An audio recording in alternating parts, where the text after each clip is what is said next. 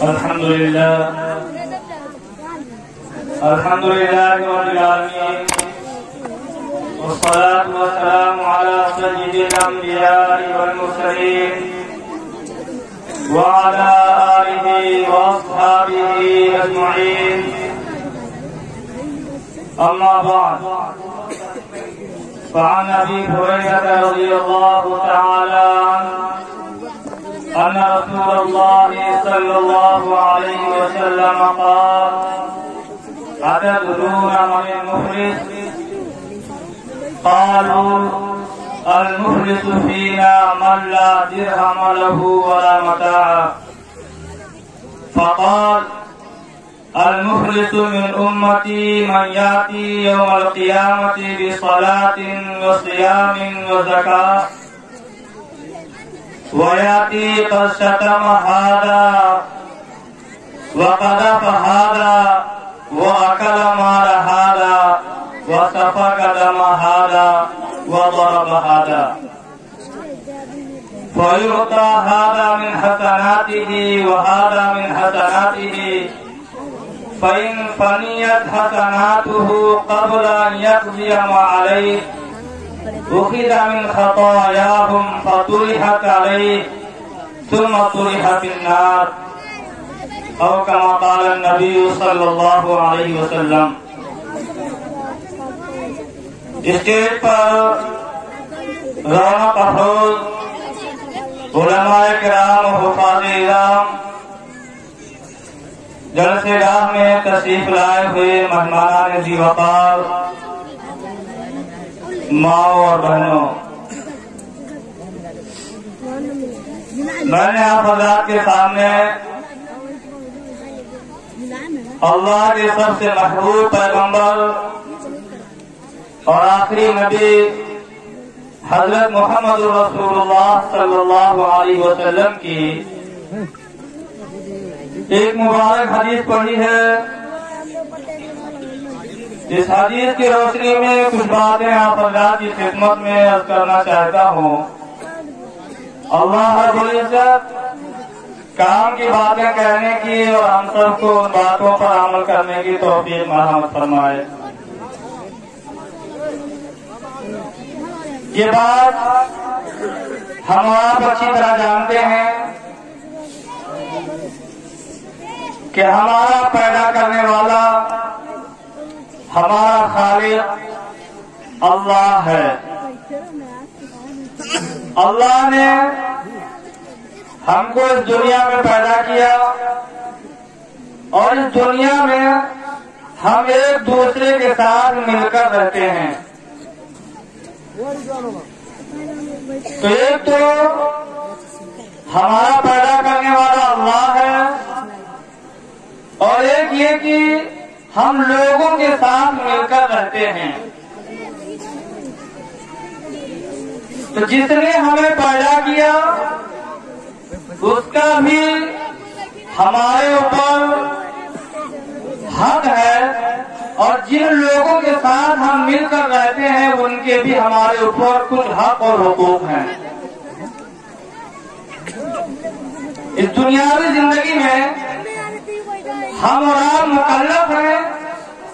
ہماری اور آپ کی یہ ذمہ داری ہے کہ ہم ان حقوق کو بھی ادا کریں جو اللہ کے ہمارے اوپر ہیں، اور ان حقوق کو بھی ادا کریں جو ایک دوسرے کے ہمارے اوپر ہیں. اللہ کے جو حق ہم بندوں کے اوپر ہیں ان کو حقوق اللہ کہا جاتا ہے، اور ایک دوسرے کے جو ہمارے اوپر حقوق ہیں ان کو حقوق العباد کہا جاتا ہے. عباد یہ عربی کا لفظ ہے جس کے معنی آتے ہیں بندوں، یعنی حقوق العباد یعنی بندوں کے حقوق، بندوں کے حق. ہم آپ ماں باپ کے ساتھ رہتے ہیں، بیوی کے ساتھ رہتے ہیں، بچوں کے ساتھ رہتے ہیں، پڑوسیوں کے ساتھ رہتے ہیں، دوست احباب کے ساتھ رہتے ہیں، جان پہچان کے لوگوں کے ساتھ رہتے ہیں، گھر میں رہتے ہیں، گاؤں میں رہتے ہیں، شہر میں رہتے ہیں، دکان میں رہتے ہیں، کھیت کھلیان میں رہتے ہیں. ہم جہاں بھی جائیں گے تو کسی نہ کسی سے ہمارا اللہ کا کوئی نہ کوئی بندہ ہم کو ملتا ہے، تو جو بھی بندہ ہم کو ملتا ہے اس کا کوئی نہ کوئی حق ہمارے اوپر ہوتا ہے۔ ایک تو ہے اللہ کا حق اور ایک ہے بندوں کا حق۔ ان دونوں حقوں میں سے ہم مکلف ہیں دونوں کے حقوق کی ادائیگی کے، کہ ہم اللہ کا حق بھی ادا کریں اور بندوں کا بھی حق ادا کریں۔ اگر کسی کے حق میں ہم نے کوتاہی کی تو قیامت کے دن ہماری پکڑ ہوگی۔ لیکن اللہ کا حق جو ہے اگر دیکھا جائے تو بندوں کا جو حق ہے وہ اللہ کے حق سے زیادہ اہم ہے، اس معنی کر کہ بندوں کے حق کے ادائیگی کے ہم زیادہ مکلف ہیں۔ اللہ کے حقوق کیا ہے؟ اللہ کے حقوق ہے عبادت کرنا، نماز پڑھنا، زکات دینا، روزے رکھنا، حج کرنا، صدقہ خیرات کرنا۔ یہ ساری چیزیں ہیں جو عبادات سے تعلق رکھتی ہیں، جن کو حقوق اللہ کہا جاتا ہے۔ بندوں کے حق کیا ہے؟ بندوں کے بہت سارے حقوق ہیں، لیکن تمام حقوق تین چیزوں میں منحصر ہیں۔ ہمارے اوپر ایک دوسرے کے جو حق لازم ہوتے ہیں ان تمام حقوق کا تعلق تین چیز سے ہے۔ ایک مال سے ہے، دوسرے انسان کی جان سے ہے، تیسرے انسان کی عزت سے ہے۔ مال، جان اور عزت ایک دوسرے کے اوپر جو بندوں کے حقوق اللہ تعالیٰ نے عائد کیے ہیں، ان تمام حقوق کا تعلق انہی تین چیزوں سے ہے۔ یا تو مال سے متعلق حق ہوں گے، یا جان سے متعلق حق ہوں گے، یا پھر عزت اور آبرو سے متعلق حق ہوں گے۔ تو یہ ہے بندوں کے حقوق اور ایک ہے اللہ کے حقوق۔ اللہ کے جو حق ہمارے اوپر ہے ان حقوق کے ہم محتاج ہیں، اللہ ان حقوق کا محتاج نہیں ہے۔ وہ حق اگر ہم ادا کرتے ہیں تو ہمارا فائدہ ہوگا، نماز ہم پڑھیں گے، روزہ ہم رکھیں گے، زکات ہم دیں گے، حج ہم کریں گے تو ہمارا فائدہ ہوگا۔ ان حقوق میں اگر ہم کوتاہی کریں گے تو ہمارا نقصان ہوگا۔ نماز نہیں پڑھیں گے، روزہ نہیں رکھیں گے، حج نہیں کریں گے، زکات نہیں دیں گے تو اس میں نقصان ہمارا ہوگا۔ اللہ کا نہ کوئی فائدہ ہے، اللہ کا کوئی نقصان ہے۔ ایسا نہیں ہے کہ ہم نماز پڑھنے جائیں گے تو اللہ کا کوئی فائدہ ہوگا، ہم نماز نہیں پڑھیں گے تو اللہ کا کوئی نقصان ہوگا۔ اللہ کے جو حقوق ہیں ان کی ادائیگی سے ہمارا فائدہ ہوتا ہے اور ان کے چھوڑنے سے ہمارا نقصان ہوتا ہے۔ لیکن بندوں کے جو حقوق ہیں، بندوں کے حقوق کی ادائیگی میں اگر ہم کوتاہی کرتے ہیں تو بندے کا نقصان ہوتا ہے۔ بندے کے حقوق کی ادائیگی میں اگر ہم کوتاہی کرتے ہیں تو بندے کا نقصان ہوگا۔ اس لیے اللہ تعالیٰ اپنے حق کے نقصان کو تو برداشت کر دے گا، لیکن بندوں کے نقصان کو اللہ تعالیٰ برداشت نہیں کریں گے۔ ایک آدمی کا مال ہمارے اوپر ہے، ہم ایک آدمی کا قرضدار ہیں، ہم اس کا قرض نہیں دے رہے ہیں، کسی کا پیسہ ہم باقی ہے ہم کو ادا نہیں کر رہے ہیں تو اس کا باقی پیسہ ادا نہ کرنے کی وجہ سے اس کا نقصان ہوا، اس کے مال کا نقصان ہو رہا ہے۔ تو اس حق کی ادائیگی میں اگر ہم کوتاہی کرتے ہیں تو ایک بندے کا نقصان ہو رہا ہے۔ اللہ تعالیٰ کو پسند نہیں ہے کہ ایک بندہ دوسرے بندے کا کچھ نقصان کرے۔ اسی لیے جو میں نے حدیث پڑھی ہے، اس حدیث کے اندر اللہ کے نبی صلی اللہ علیہ وسلم نے انہی دونوں باتوں کو بڑے جامع انداز میں اور مختصر انداز میں بڑی وضاحت کے ساتھ اپنی امت کو سمجھایا۔ ایک بار مجلس لگی ہوئی تھی، صحابہ کرام موجود تھے، اللہ کے نبی صلی اللہ علیہ وسلم نے ایک سوال کیا۔ جب کوئی اہم بات اللہ کے نبی صلی اللہ علیہ وسلم صحابہ کرام کو سمجھانا چاہتے تھے تو پہلے ان سے سوال کرتے تھے۔ سوال کرنے کے بعد آدمی پوری طرح متوجہ ہو جاتا ہے اس کا جواب جاننے کے لیے۔ ابھی آپ کے سامنے بیان کیا گیا، آپ سن رہے ہیں، ہو سکتا ہے آپ سن رہے ہو لیکن بیچ بیچ میں آپ کا دھیان ڈالنا چلا جاتا ہو، لیکن ابھی آپ سے کوئی سوال کر لیا جائے تو بڑی توجہ کے ساتھ ہم میری بات کو سننے لگیں گے اور پھر اس کا جواب سوچنے لگیں گے یا پھر وہ جواب سننے کی کوشش میں لگ جائیں گے۔ تو جب آدمی پوری توجہ کے ساتھ کوئی بات سنتا ہے تو اچھی طرح اس کو سمجھ بھی آتا ہے۔ تو اللہ کے نبی صلی اللہ علیہ وسلم کا طریقہ تھا کہ جب کوئی اہم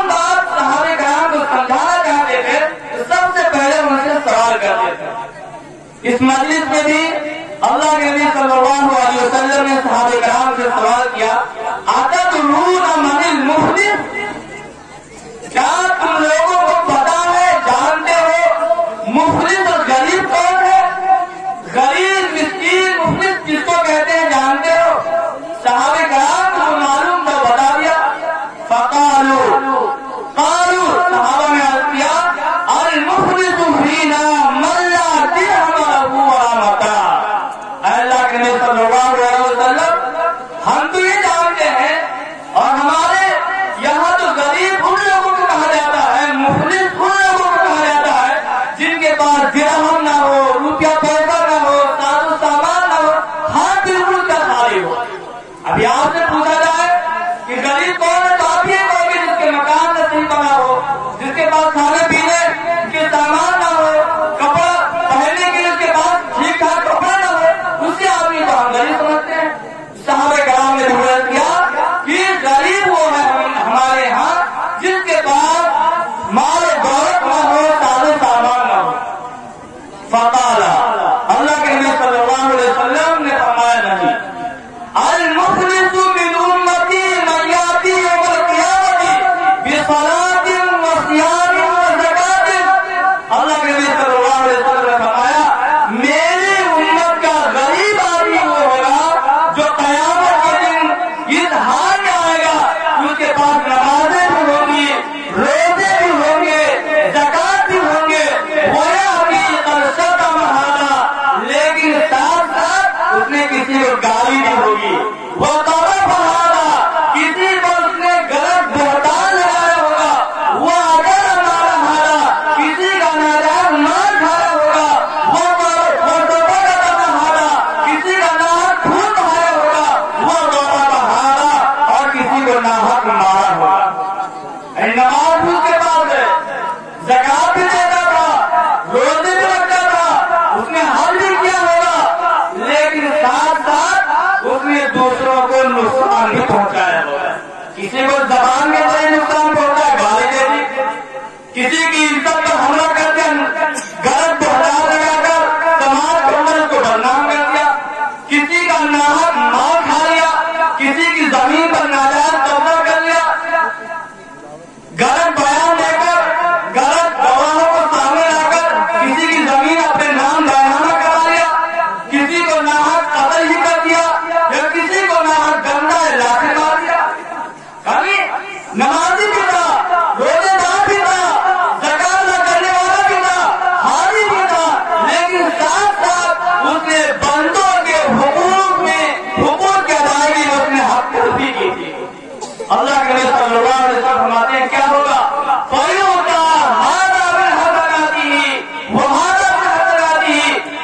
جن لوگوں کو اس نے ستایا ہوگا دنیا کے اندر، جن کو گالی دی ہوگی، جن کو تہمت لگائی ہوگی، بہتان لگایا ہوگا، جن کو مار کھایا ہوگا، جن کو لاٹھی مارا ہوگا، جن کو زبان مارا ہوگا، جس کی زمین پر نہ قبضہ کیا ہوگا، سب کے سب وہاں آئیں گے اور اپنے اپنے حق کا مطالبہ کریں گے۔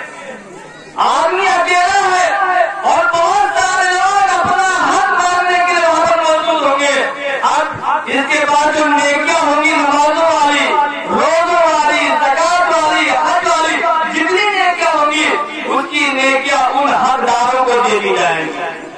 کسی کو نماز کی نیکیاں دے دی جائیں گی، کسی کو روزے کی نیکیاں دے دی جائیں گی، کسی کو حج کی نیکیاں دے دی جائیں گی، کسی کو اور نیکیاں دے دی جائیں گی، یعنی اس کی نیکیاں لے کر ان حقداروں کو دے دی جائیں گی۔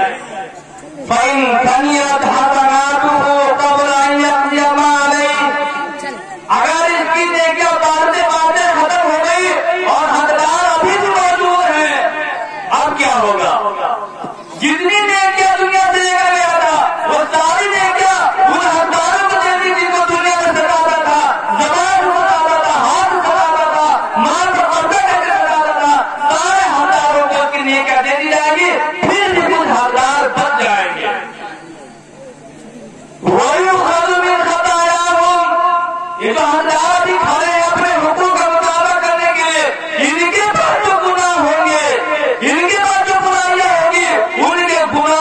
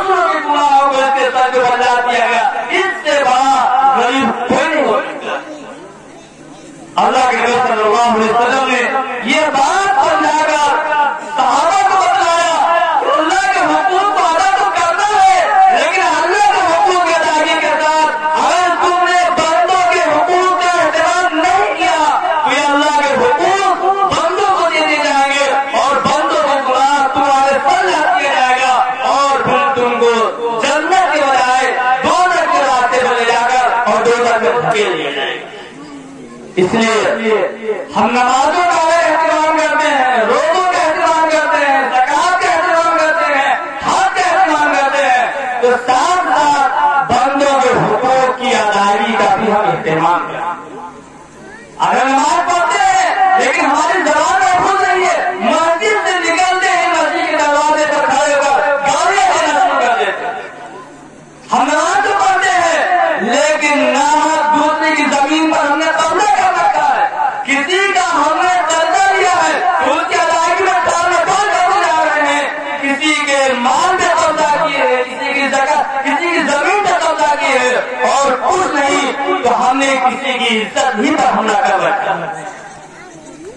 ہر انسان کو اپنا مال پیارا ہوتا ہے، اپنی جان پیاری ہوتی ہے اور اپنی عزت پیاری ہوتی ہے۔ ہمارے پاس مال ہے، کیا ہم چاہیں گے کہ ہمارا مال کوئی چھینے کے چلا جائے؟ بالکل نہیں، ہم اپنے مال کو حاصل کرنے کے لیے لڑنے پر تیار ہو جاتے ہیں۔ ہماری زمین پر اگر کوئی قبضہ کر رہا ہے تو اس زمین کو اس کے قبضے سے چھڑانے کے لیے ہم کون کچہری میں پہنچ جاتے ہیں۔ کیوں؟ ہماری زمین ہے، ہمارا مال ہے، یہ ہم کو محبوب ہے۔ ہم نہیں چاہتے کہ ہماری زمین پر کسی کا ناجائز قبضہ ہو، ہم نہیں چاہتے کہ ہماری کمائی ہوئی دولت کسی کے ہاتھ پہ ناجائز طریقے سے چلا جائے۔ ہر آدمی کو اپنا مال پیارا، ہر آدمی کو اپنی جان پیاری ہے۔ کیا ہم چاہتے ہیں کہ ہم بیٹھے رہیں کوئی نامی لے کر ہمارے کندھے کو مار کے چلا جائے؟ ہم چاہتے ہیں کہ ہم بیٹھے رہیں کوئی آئے نہ لے کر ہمارے سر پھوڑ کے چلا جائے، ہمارے کام کپڑے لے کر چلا جائے، ہمارے ہاتھ کپڑے چلا جائے؟ کوئی نہیں چاہتا۔ ہماری جان پیاری ہے، ہمارے جسم کا ایک ایک اٹھ پیارا ہے۔ اپنی جان کو انسان بچانے کے لیے کتنی محنت کرتا ہے اور اس کے لیے کتنی مشقتیں برداشت کرتا ہے۔ ایک آدمی کو اگر کوئی ایسی بیماری ہو جائے جو ٹھیک نہ ہونے والی ہو، تب بھی اس بیماری سے ٹھیک ہونے کے لیے وہ لاکھوں روپے کا علاج کراتا ہے۔ کیوں؟ اس کو اپنی جان پیاری ہے۔ انسان کو اپنی عزت پیاری ہے، عزت انسان کو اتنی زیادہ پیاری سے زیادہ پیاری ہے کہ بعض مرتبہ انسان اپنی عزت کو بچانے کے لیے اپنی جان لے لیتا ہے۔ اپنی عزت کو سماج کے اندر باقی رکھنے کے لیے انسان اپنی جان دے دیتا ہے۔ انسان کو سب سے زیادہ اپنی عزت پیاری ہوتی ہے، لیکن آج ہم دوسروں کی بے عزتی کرنے میں ہم کو بڑا مزہ آتا ہے۔ دوسروں کی برائیوں کو اچھال کر لوگوں کی نگاہوں میں گرانے میں بڑا مزہ آتا ہے، دوسروں کی بے عزتی کرنے میں ہم کو بڑا مزہ آتا ہے۔ لیکن کسی کی عزت کو اچھالنا، کسی کی عزت پر حملہ کرنا، کسی کی بے عزتی کرنا اللہ کی نظر میں اتنا بڑا گناہ ہے، اتنا بڑا گناہ ہے کہ کل قیامت کے دن اس کے اوپر سخت پکڑ ہوگی۔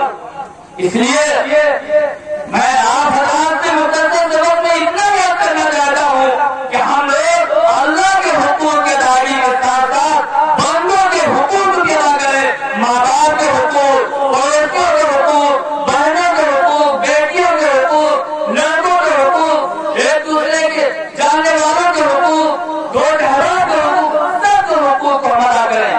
لیکن آج حقوق عباد کے ادائیگی میں ہم سے سب سے زیادہ کوتاہی ہو رہی ہے۔ حالانکہ قیامت کے دن اگر ہم نے نمازوں کے اندر کوتاہی کی ہوگی، حج اور زکات کے اندر کوتاہی کی ہوگی، تو اللہ کی ذات کو امید ہے کہ اللہ تعالیٰ معاف فرما دیں گے۔ لیکن اگر بندوں کے حقوق میں ہم نے کوتاہی کی ہوگی، بندوں کے حقوق کو ہم نے ہٹا ہوگا، تو جب تک وہ بندہ معاف نہیں کرے گا اللہ تعالیٰ کبھی معاف نہیں کر سکتے۔ اس لیے بندوں کے حقوق کی ادائیگی میں کوتاہی کرنا یہ بہت بڑا گناہ ہے، لیکن اس گناہ کو ہم سزا بھی نہیں توجہ نہیں دیتے ہیں، جبکہ ہماری سب سے زیادہ پکڑ قیامت کے دن کسی چیز پر ہونے والی ہے۔ اس لیے اللہ کے نبی صلی اللہ علیہ وسلم نے فرمایا ان دماءکم واموالکم واولادکم حرام علیکم کحرمت یومی کحرمت یوم تمہارا فی بلد تمہارا فی شہر تمہارا۔ ایک بڑی بابرکت موقع اور بابرکت جگہ پر اللہ کے نبی صلی اللہ علیہ وسلم نے پوری امت کو مخاطب کر کے ارشاد فرمایا تمہارے مال، تمہاری جان اور تمہاری عزت و آبرو ایک دوسرے کے اوپر اوپر بالکل حرام. جیسے ہمارے اوپر ذمہ داری عائد کی گئی ہے کہ کسی کی جان کو ہم نقصان نہ پہنچائے, کسی کے جسم کو ہم نقصان نہ پہنچائے. اسی لیے اللہ کے نبی صلی اللہ علیہ وسلم نے حدیث کے اندر ارشاد فرمایا کہ کامل اور پکا مسلمان وہ ہے جس کی زبان سے اور جس کے ہاتھ سے دوسرے لوگ محفوظ رہیں. یعنی ہم سے کسی کو کوئی تکلیف نہ پہنچے. تو اللہ کے نبی صلی اللہ علیہ وسلم نے فرمایا دوسروں کی جان کی اور دوسروں کے جسموں کی حفاظت کرنا ہر مسلمان کی ذمہ داری ہے. کسی مسلمان سے کسی دوسرے کے جسم کو یا بدن کو یا جان کو کوئی تکلیف نہ پہنچ پائے. اس میں تو ہم تھوڑی بہت رعایت کرتے ہیں کہ کسی کو ناجائز مارتے نہیں ہیں, کسی کو ہم مدد نہیں کرتے ہیں. صرف ہو سکتا ہے کہ صرف ہم کو اس کا ڈر ہو کسی کو مار دیں گے, کسی کا قتل کر دیں گے کہ ہماری جیل ہو جائے گی. ہو سکتا ہے کہ جیل ہو جانے کے ڈر سے ہم دوسروں کی جان اور جسم کا احترام کرتے ہوں. لیکن ہم کو احترام اس نیت سے کرنا چاہیے کہ اللہ کے نبی صلی اللہ علیہ وسلم نے حکم دیا ہے اور ہماری ذمہ داری بتائی ہے کہ دوسروں کو آرام پہنچانا اور دوسروں کے جسم اور جان کی حفاظت کرنا ایک مسلمان کی ذمہ داری. تو جیسے دوسروں کی جان کی اس کے جسم کی حفاظت ہماری ذمہ داری ہے, ایسے ہی دوسروں کے مال کی حفاظت کی بھی ہماری ذمہ داری ہے. دوسرا کا مال ہم سے محفوظ ہو, ایسا نہ ہو ایک آدمی کو سامان بھول گیا, اب اس کو خطرہ ہے کہ اگر میں دوبارہ سامان لینے جاؤں گا تو مجھے نہیں ملے گا, اس لیے کہ کوئی نہ کوئی اٹھا لے گا. مسلمان کے ساتھ رہنا چاہیے کہ کتنی قیمتی چیز کوئی پڑی ہوئی ہو اور آپ سامنے سے گزر رہے ہو تو آپ اس کو ہاتھ نہ لگائیں, تاکہ جس جانے والے کا وہ سامان گرا ہو وہ اگر دوبارہ لوٹ کر ڈھونڈتے ڈھونڈتے جگہ آئے تو اپنا سامان پا جائے. مسلمان کی شان یہ ہونی چاہیے. لیکن ہم کیا کرتے ہیں, ہم راستے میں جا رہے ہیں, کوئی قیمتی کیا معمولی چیز اگر راستے پڑی مل جاتی ہے تو فوراً اگر کو جیل میں رکھ لیتے ہیں. اگر جس آدمی کا وہ سامان گرا تھا اس کو تھوڑی دور جانے کے بعد اگر احساس ہوتا ہے اور سوچتا ہے کہ اس راستے پر واپس آؤ ڈھونڈتے ڈھونڈتے بہت اچھا مل جائے, لیکن وہ جب تک آئے گا کوئی لے کر چلا گیا ہوتا ہے اس کو دوبارہ وہ سامان نہیں ملتا. یہ مسلمان کی شان ہے. ہماری وجہ سے دوسرے کا مال محفوظ ہو. جب ہم دوسرے کے مال کو اپنے مال کی طرح اس کی حفاظت کریں گے تبھی ایسا ہو سکتا ہے. تو اللہ کے نبی صلی اللہ علیہ وسلم نے فرمایا ایسے ہی دوسروں کی عزت تھی, ان دوسروں کی عزت کے احترام کرنا بھی تمہاری ذمہ داری ہے. تمہارے اوپر فرض ہے کہ دوسروں کی عزت کا احترام کرو. آج ہم دوسروں کی عزت کو اچھالتے ہیں اور بہت مزہ آتا ہے. کوئی جا رہا ہے اور جاتے ہوئے پر ہنسنا, ان کا مذاق اڑانا ہم کو اتنا مزہ آتا ہے کہ ہم کو احساس بھی نہیں ہوتا ہے کہ ہم کسی کا مذاق اڑا رہے ہیں. کسی کا مذاق اڑانا, کسی کے اوپر ناک ہنسنا اللہ کے یہاں بہت بڑا جرم. اس لیے کہ ہر انسان کو اپنی عزت پیاری ہوتی ہے. کیا ہم میں سے کوئی چاہتا ہے کہ ہماری بے عزتی کی جائے؟ اگر ہم سے کوئی چھوٹا گناہ ہو جائے اور کسی نے گناہ کو ہو کر دیکھ لیا تو کیا ہم چاہیں گے کہ وہ آدمی ہمارے گناہ کو پورے گاؤں کے اندر پھیلائے؟ ہمیں سے کوئی نہیں چاہتا ہے. اور ایسے ہی اگر ہم کسی کی کوئی برائی دیکھیں, کسی کا کوئی گناہ دیکھیں تو اس کو دوسروں سے بیان کرنے اور پورے گاؤں کو آسے میں پھیلانے کے بجائے اس پر پردہ ڈالنے کی کوشش کریں. اس لیے کہ اللہ کے نبی صلی اللہ علیہ وسلم نے فرمایا جو آدمی دنیا کے اندر کسی کے عیب کو چھپائے گا اللہ تعالیٰ قیامت کے دن سارے انسانوں کے سامنے اس کے عیب کو چھپائیں گے. اور جو دنیا کے اندر کسی کے عیب کو لوگوں میں بیان کرنا پھرتا ہے تو تم میں سے کون ہے جس کا کوئی عیب نہ ہو, جس کے پاس کوئی برائی نہ ہو, جس نے کوئی گناہ نہ کیا ہو, پھر تمہارے گناہ کو تمہارے عیب کو قیامت کے دن سارے انسان کے سامنے کھولا جائے گا. اس لیے اللہ کے نبی صلی اللہ علیہ وسلم نے دوسروں کی عزت کا احترام کرتے ہوئے یہ تعلیم دی کہ دوسروں کے عیب کو چھپاؤ, دوسروں کے عیب کو دوسرے سے بیان نہ کرو. لیکن ہم دوسروں کے عیب کو بیان کر کے وہ اس کی بے عزتی کرتے ہیں, اس کی عزت کا احترام نہیں کرتے. اس لیے میں نے عرض کیا کہ انسان کو اپنے مال اور اپنی جان سے زیادہ پیاری عزت ہوتی ہے. اس عزت کا احترام اگر ہم نہیں کرتے اور عزت کا خیال بڑوں کو نہیں ہوتا ہے، چھوٹوں کو بھی اپنی عزت کا احترام ہوتا ہے، وہ بھی سمجھتے ہیں کہ ہماری عزت کا احترام کیا جائے۔ چھوٹے چھوٹے بچے اپنی عزت کو بے عزتی ہوتے ہوئے کیسے محسوس کرتے ہیں، میں ایک مثال سنا کر اپنی بات کو ختم کروں گا۔ اب مان لیجیے ایک چھوٹا سا بچہ ہے، ایک چھوٹی سائیکل لے کر جا رہا ہے اور جاتے جاتے چلاتے ہوئے راستے میں گر گیا۔ راستے میں جس جگہ وہ گرا ہے وہاں پر کوئی آدمی موجود نہ ہو تو اگر چوٹ بھی کھائے گا تو اٹھ کر سائیکل پکڑ کر پھر چلا جائے گا۔ چوٹ بھی کھایا ہے لیکن کوئی دیکھنے والا نہیں تھا تو وہ روئے بغیر اور چلا جائے گا۔ لیکن اگر ایک بچہ، چھوٹا سا بچہ سائیکل چلا رہا ہے، چلاتے چلاتے اسی جگہ پہنچا جہاں کئی لوگ کھڑے ہوئے تھے اور وہی جا کر گر گیا، اور گرنے کے بعد چوٹ بھی نہیں لگی، لیکن جو لوگ کھڑے ہوئے تھے ان سب نے ہنس لیا۔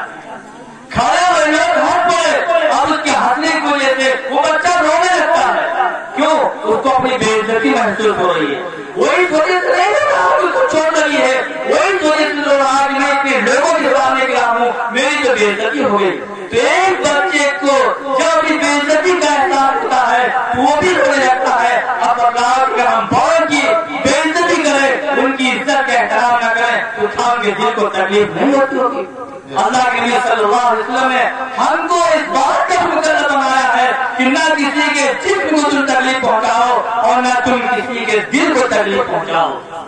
جسم کو بھی آرام پہنچانا اور دل کو بھی آرام پہنچانا ایک مسلمان کی ذمہ داری ہے۔